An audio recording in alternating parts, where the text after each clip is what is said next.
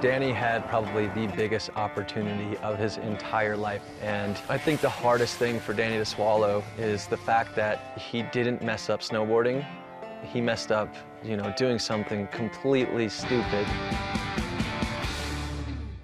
Okay, ready, Jack? Snowboarding was always just fun, like in the beginning. You know, Kevin Pierce, Jack Matrani, Luke Matrani, they were already like on the Burton team, and like those were the guys that I looked up to.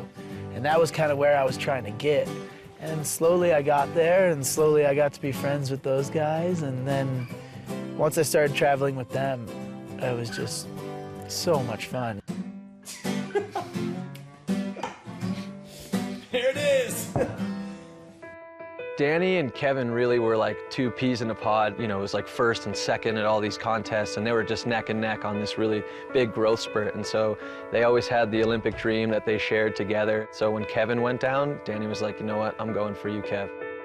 We had that Grand Prix in Mammoth where kind of heavy, you know, like Kev had gotten hurt at that point. I had not done super well in a couple of the contests. And then Mammoth, it all came together. Landed my run, 3 double corks. Kev started to show better signs in the hospital with the head injury.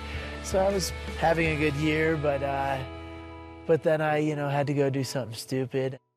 It was right before the last Olympic qualifiers. There was a dew tour, and Danny won, I got third. So at the end of the night, we found a ride home, and we couldn't find Danny. And so we took the ride home, and we got a call the next morning from Danny, and he was like, hey guys, I'm in the hospital. And we're like, what do you mean? Why are you in the hospital? You know? And he was like, I really messed up last night, and you guys should come here right now. I was an idiot and out late, driving 4-wheelers when I shouldn't have been, and broke my back and pelvis.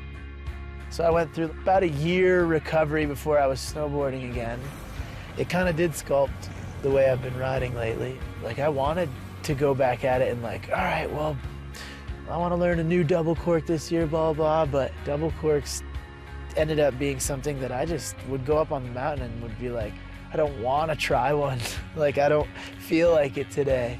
I wasn't enjoying it as much as maybe I should be. So then I just started riding the way I wanted to, riding switch, doing alley-oops, just doing all these combos that I was genuinely enjoying. It was just like music in, shredding, just like it always has been and always should be. Last year's X Games was for sure one I'll never forget.